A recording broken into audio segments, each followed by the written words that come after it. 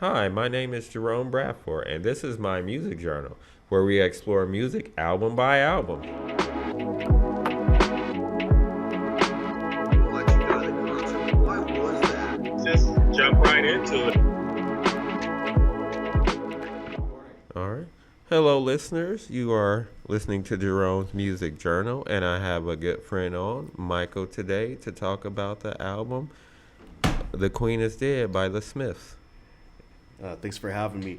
I gotta move my elbow because I just keep hitting this keyboard. Yeah, this is one of the most important albums in indie rock history, in Britpop history. I think that a lot of people that hold this album in such reverence do so because it has that place in their time of their lives when they felt sensitive, alienated, felt senses of angst, because it's all encapsulated in the Smiths. And I think for a lot of people who don't seem to really recall what the Smiths were like or seem to understand who Morrissey is, we probably start there because Morrissey, for all intents and purposes, it can be viewed as a demagogue to a lot of people who don't really appreciate the level of fandom that he has, but then his fans would look at him like a patron saint. Once upon a time, a young Michael A.C. was one of those fans that thought the world of him, had the posters. I had about well over a dozen, maybe 24 T-shirts of the Smiths and Morrissey at a time, so much that I wore them out.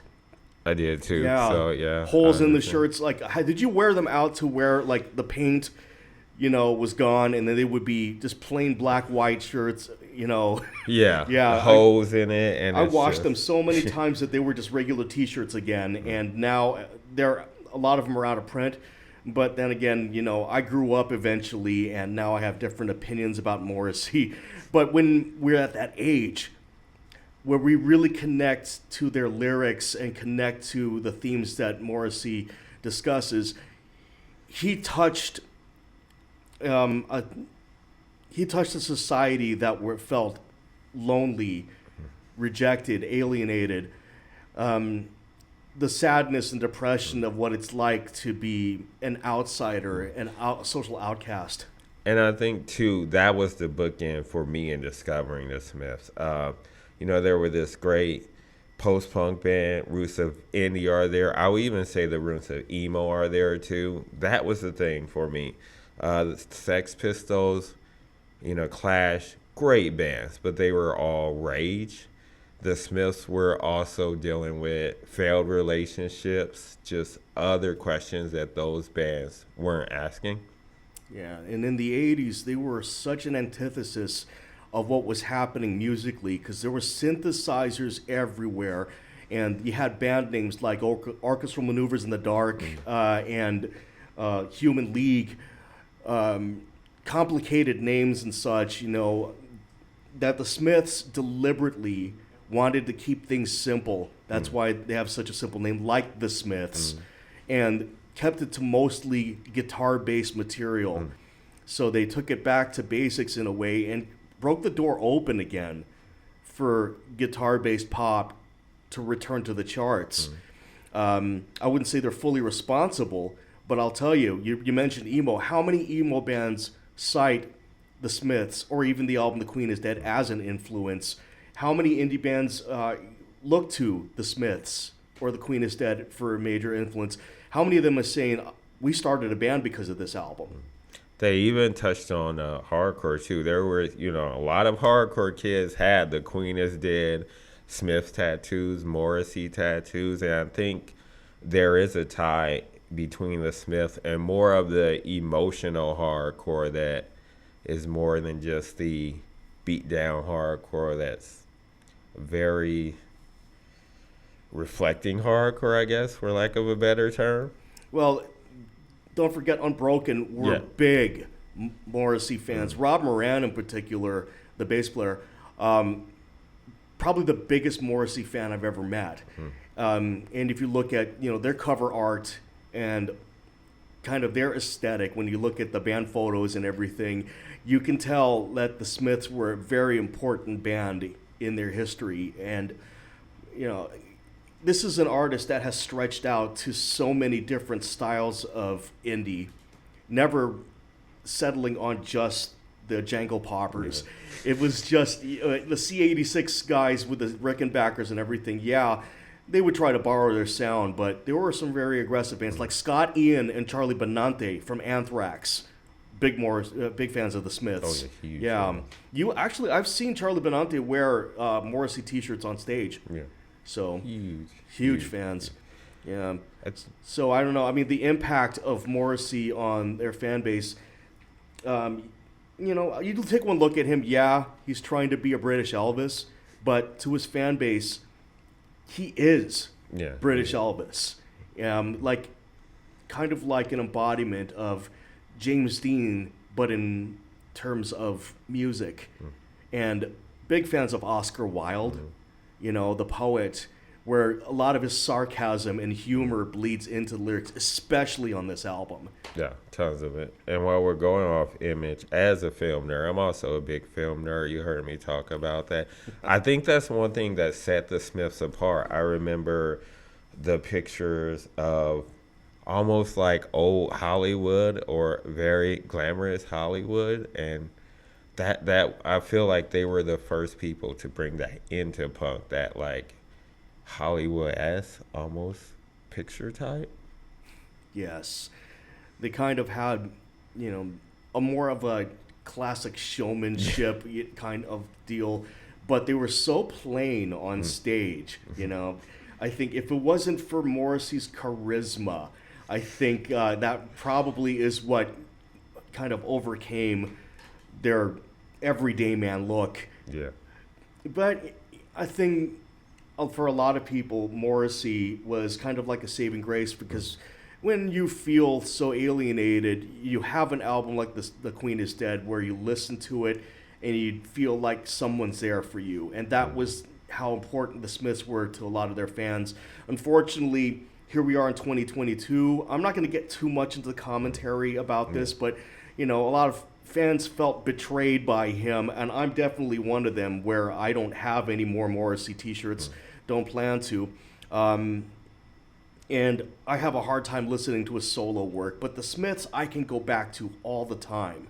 No matter what Morrissey chooses to say or do in this day and age, because Johnny Marr and the rhythm section, Mike Joyce and Andy Rourke, did such a masterful job with the material on this band. It had all culminated to this moment in time that was The Queen is Dead. That, no matter how miserable of a human being Morrissey turned out to be in the end, I still have a place in my heart for the Smiths, because it got me through a lot in life. And I'm pretty sure you Same here. Same. I was a very shy kid. I did not talk until probably 3 months, believe it or not, after I entered kindergarten. And it's kind of ironic now that I'm doing radio, the kid who didn't talk. But the teacher, thought I was mute. She called my mom. She's like, hey. Mom was like, no, he's just super shy. He doesn't talk. So you can imagine how it was when I found the Smith. Morrissey was horribly shy, painfully shy. And I think that was a huge connection that fans had with him. Those shy kids, it was a different aspect of that whole post-punk world, because we have to go back to that context of a lot of that, Sex Pistols, Clash, those singers were very in your face and almost taunting the media at sometimes. We all remember the Bill Grundy interview with Sex Pistols. If your listeners out there, look that up. That's a very interesting interview, antagonizing interview. But Morrissey was very shy about being interviewed and very, I just want the music to speak for itself. And we still see that by the legacy of the album and the people running to hug him on stage. I was one of those people when he played Orpheum. I did run up for a hug, got a hug. So, don't forget though, he loves the attention. Yeah, he knows how to get attention.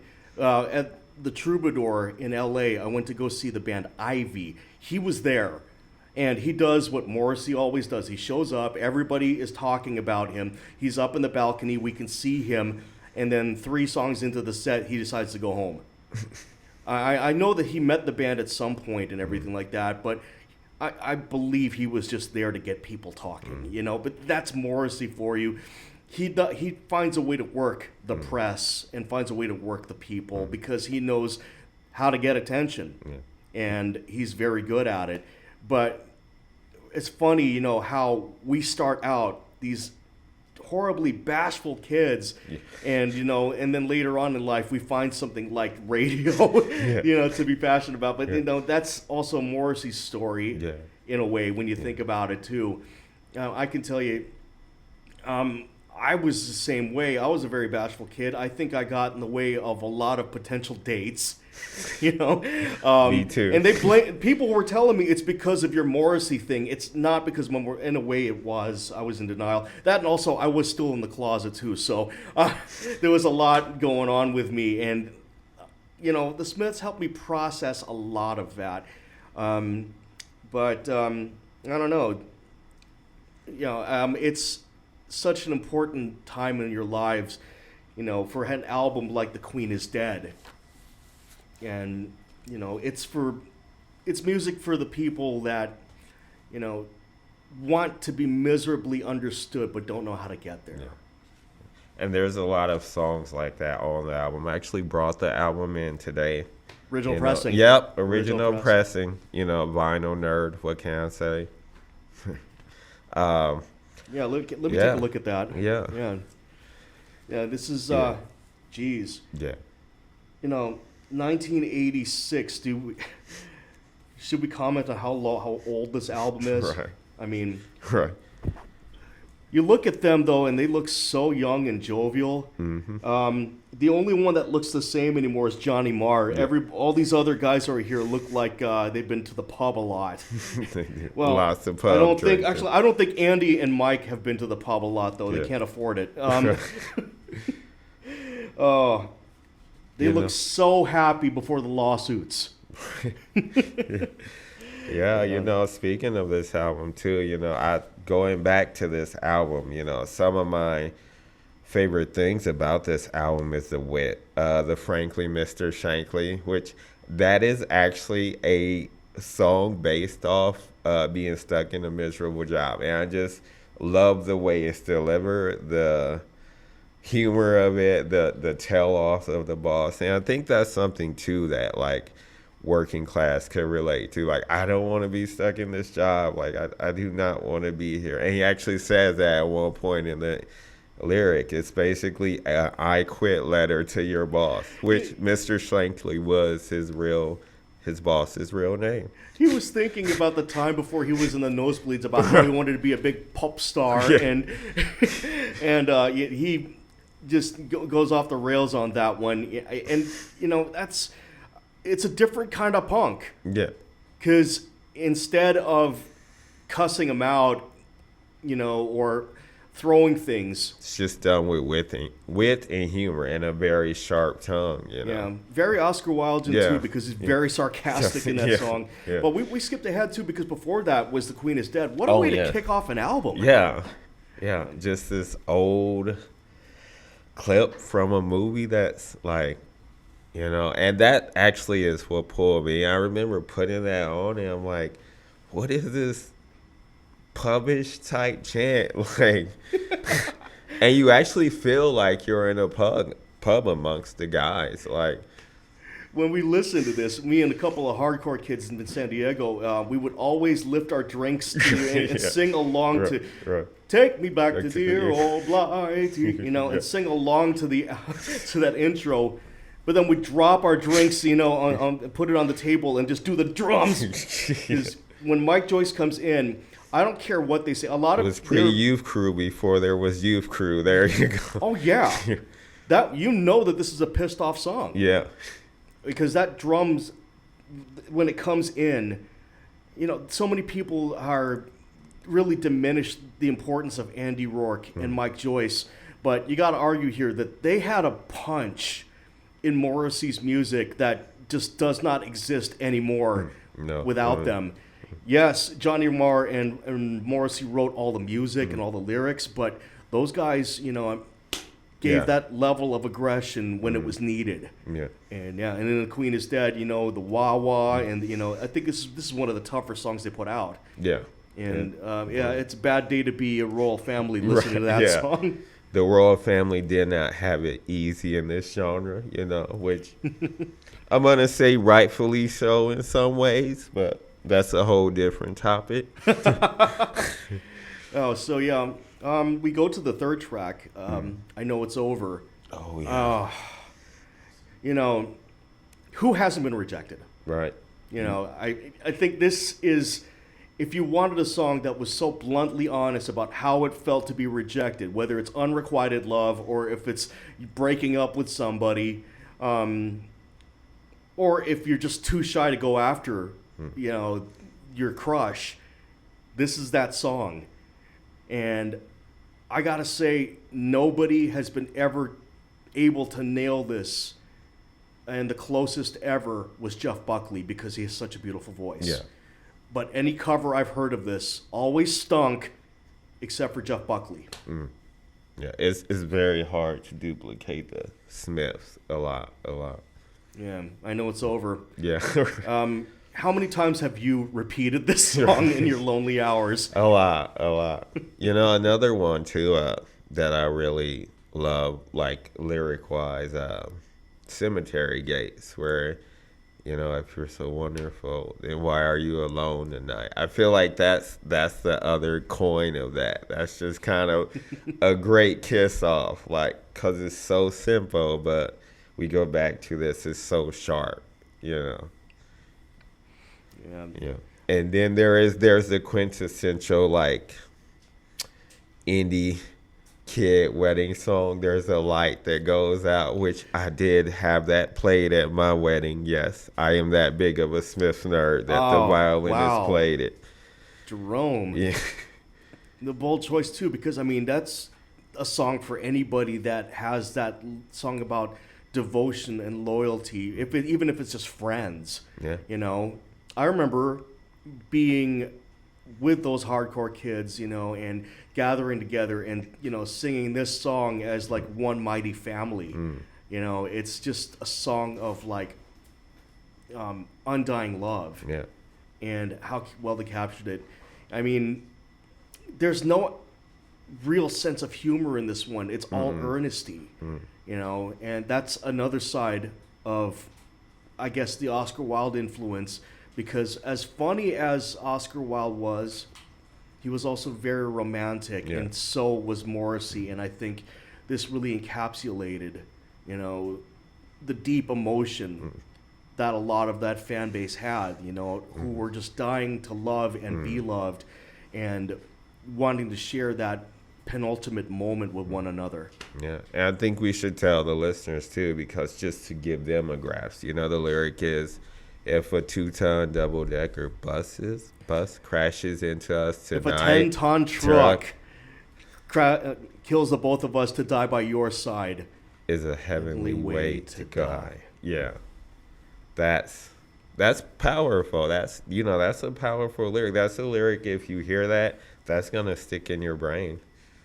Yeah, and also on your notebooks and bathroom walls. And plenty of tattoos. That has been a line. I've seen a couple tattoos of that. Between that and it takes strength to be gentle and kind. From I Know It's Over. Those two lyrics I see tatted a lot. Yeah. Oh, gosh. These are some serious throwbacks. Big Mouth Strikes Again was another moment too where he goes back to the sarcasm, and they have just a little bit of punch in them as well. Some very, very funky work from Johnny Marr even in that number. And I think there's some self-deprivation in that too, because I remember reading interviews where he was kind of, taking a shot at himself too in some ways. Now I know how Joan of Arc felt. Yeah. Lots of history references on this too, And I think that's the thing too. We have to say this album got book nerds into punk, maybe, or you know? turned punks into To book nerds. There you go. Because I didn't give a crap about reading, but when somebody told me who Morrissey's influences were, I picked up an Oscar Wilde book, and before I even got into Shakespeare. Oh man. Yeah, so it got me interested in some of the literary works, even though I was still so young I didn't understand what was going on when I was reading some of the poetry, but and also I was still in the closet. But I think, stuff like Big Mouth Strikes Again, or even the album closer, Some Girls Are Bigger Than Others, there is that intellect, that kind of is amusing, but it still finds a way to touch you emotionally in the heart, like where you kind of feel like you're cherishing, that journey that you just had with Morrissey. Did we miss any tracks?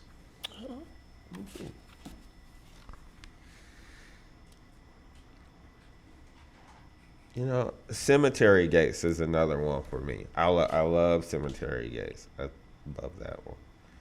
They say that here's where the story ends from the Sundays ripped off the riff. Yeah. I don't think so. I don't think so at all. I think, I think it's one of those things where they were influenced, but I don't think it's a rip off of it at all. Yeah. That's actually was his big commentary on the critics who were saying that he was a rip-off artist to a lot of his poetic influences, because he kind of puts it in their perspective, about someone with a big nose who knows, don't plagiarize or take them. But, good composers borrow, great composers steal, so what? He delivers it like it's his own, and that's what matters to us. Yeah. And I think, too, this is the album that got people to notice him. And I would love to talk about how, when this album got that, how they translated it to America. Because I don't, you listening to this album, you knew at that time, mainstream media was not going to understand the Smiths at all. They never did, and they never will. Yeah, I remember when they first broke MTV, the first thing they wanted to know about Morrissey, who are you dating or what's your sexuality? And he kept that vague. But just to show you that, okay, that's what's important to us. We need to talk about that. It's boring. Right, yeah. And that's, and he had fun with it, play with it. I remember he was asked once by MTV, who are you? Let's just say, who are you having relations with? And his answer was so smart and witty. He's like, I'm far too sad to do any of that, all they had to do was be patient, because in his solo career, he would be thanking that person on every album. In the liner notes. Yeah. But that was so unimportant in the whole scope of things.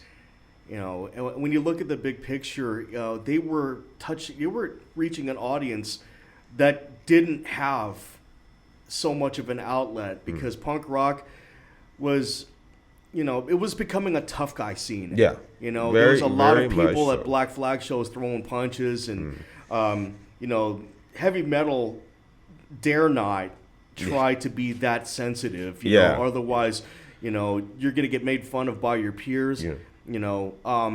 And for people that were awkward, they can't dance, so what are they going to do with hip hop? Right.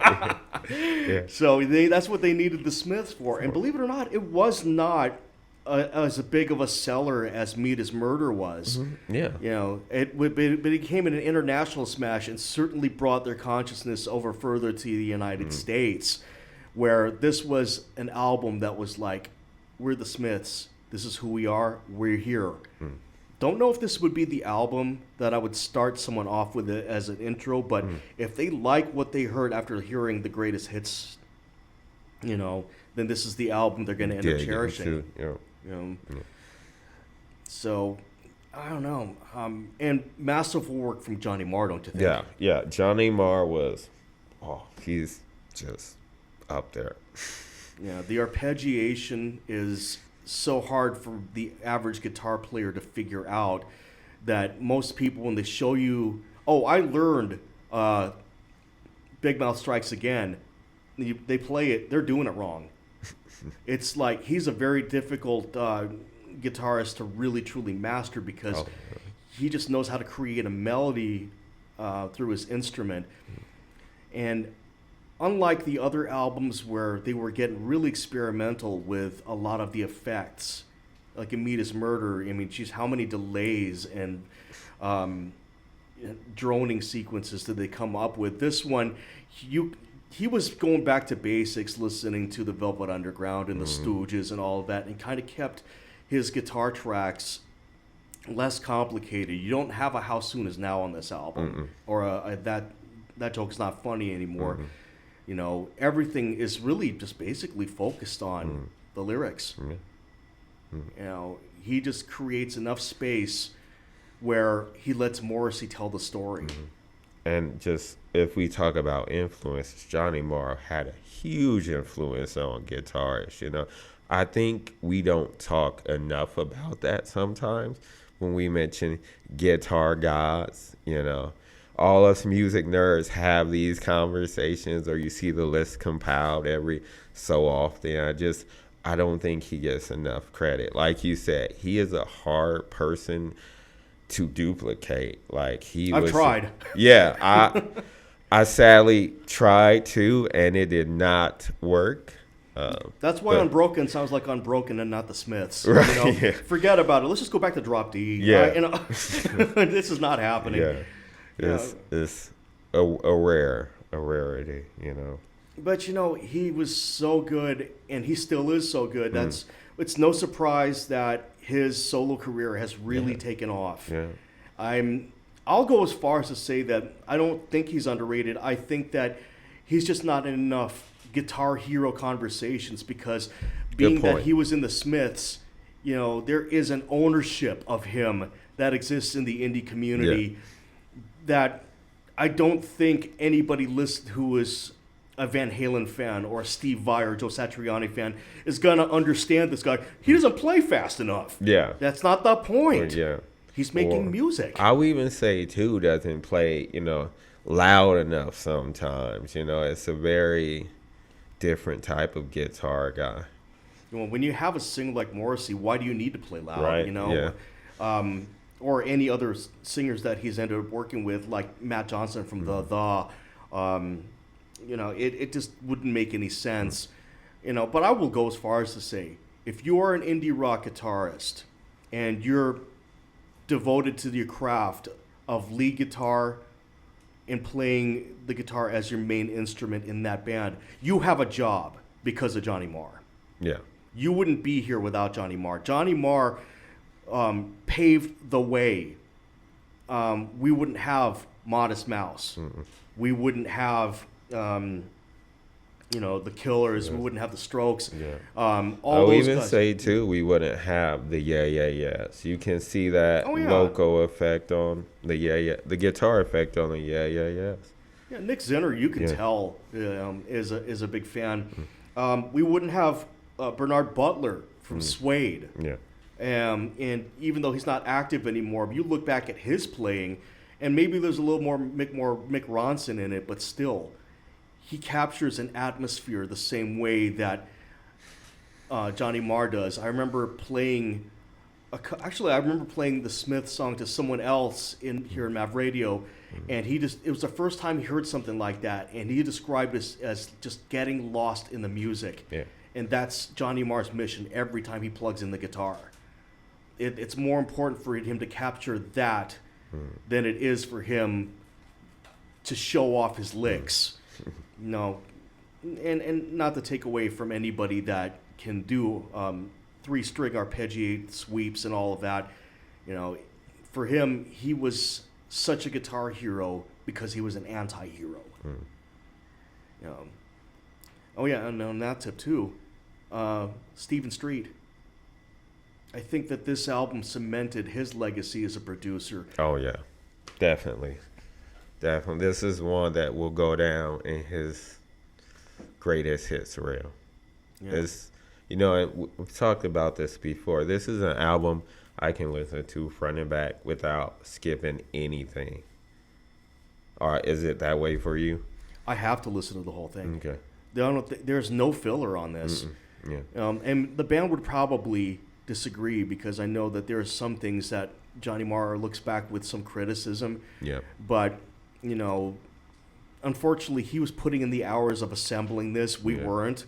We're just the ones that, you know, were, you know, we were the ones that were moved by the message. And I think as a creator, too, you're always going to have that view, you know. I could have done this better. We're not seeing it from that aspect, as you said. Yeah. So I mean, Morrissey did say at one point, I don't know if he still agrees with this now, but he felt that Cemetery Gates was his favorite song. And Johnny Marr was a little critical of The Boy with a Thorn in His Side because of how humorous those lyrics were. But I think it's a beautiful number. yeah, it is. I love that one, too. I love everyone on this album, so. Zero filler. I can name a couple of songs on their first album or in Hatful of Hollow even, Nice. or even on Meat is Murder, where I was like, I don't like this song, skip, you know. This album, though, it's just put it on and let it play front to back. You want to hear what a 5-star album is in indie rock, you have this. You have The Queen is Dead from the Smiths. Yeah. Either you're going to love it or you're going to hate it, but if you love it, it's going to be a lifelong romance. Oh, yeah, definitely. And I will say, too, if you're a literary nerd, if you're a film nerd, you know, that along with the music, the band, that has just always stuck with me. Their images they choose for a poster, you know, even me, I fall into the queer category. Just the way that they play with sexuality on some of their photos and cover art, that's just really amazing. And at that time too, you had a lot of androgyny in that scene, you know, but to me that took it to another level as well too, where it was just like, I'm gonna step this up just a little bit more. Yeah, we're not going to try to turn the camera too much on us, but, you know, I think, you know, it gave me permission to really explore who I was. Yes. Thanks to, like, The Queen is Dead. It's an album that gives you permission to be you, no matter how tough it is, because when you're trying to be yourself, that disqualifies you a lot from most of the popularity contests that exist out there in society. But in a way, he's kind of giving you the pat on the back saying, I know how you feel, it's okay. You know, Be yourself. You know, be yourself. You don't have to worry about whether or not, you know, people are going to reject you, because it's just better to be you. You know, and if you feel alone, so do all of us. Yeah. You know, so I think that is what captured The Queen is Dead right there. Just the note that we have permission to be us when the rest of the world is telling us you can't be that way. I think you summed up the album perfectly. You know, that's just encompasses that message. Yeah, I would say that's the legacy of an album for me too. You know, so like you had said earlier, turning book nerds and film nerds into punk. You know, just cementing so many subgenres of punk, indie rock, emo. You know, that jangler stuff that Johnny Marr did, you know. Yeah. So I guess we should close with this question then. So would you want a Smiths reunion? That is Oh my God. You know, because here's the thing. If they ever did announce something like that, I don't even know how I would feel. yeah. You know, on one hand, reunions are scary because I see Quicksand come back, you know, who are indeed influenced by the Smiths. You know, Walter Schweifel's actually name drops them and does a cover of How Soon Is Now. You know, and I would see like Jawbreaker come back, and you know, a lot of the bands that they influenced refused, and all of the reunions, all due respect, did not live up to expectations. They have a lot to lose by reuniting, but at the same time, though, I never saw the Smiths in concert. Yeah, You know, and how are they going to do this? Because I mean, they, you know, Andy and Mike ended up suing them on later on. They wouldn't come back with a different rhythm section, and if they do, is it the Smiths? Right. How would that play out? And I think that's been a question in a lot of people's minds. Could they reunite? Would they reunite? Because apparently they were this close to it in like 2010 or 2012. You know, that they had one conversation about it, and then they never talked about it ever again. You know, and Morrissey has been playing more Smith songs live. I don't know. I don't go to his shows anymore. But you know, Coachella tried to get them. Coachella has tried to get them. VH1 did. Yeah. VH1 did, and Morrissey was being Morrissey about Yeah. it. And when he's not being funny, he was rather rude to them. Yeah. It's like, Don't you know any better? right, yeah. You go ahead and bring up the Smiths around him. He's gonna love that. Yeah, I'm like, I felt like, yeah, you should have researched that a bit. Like, Yeah. that never ends well. You know, I kind of fall where you fall with it. There's just too many factors for me. You know, I kind of compare it to, there's been too much that has happened between the band-wise.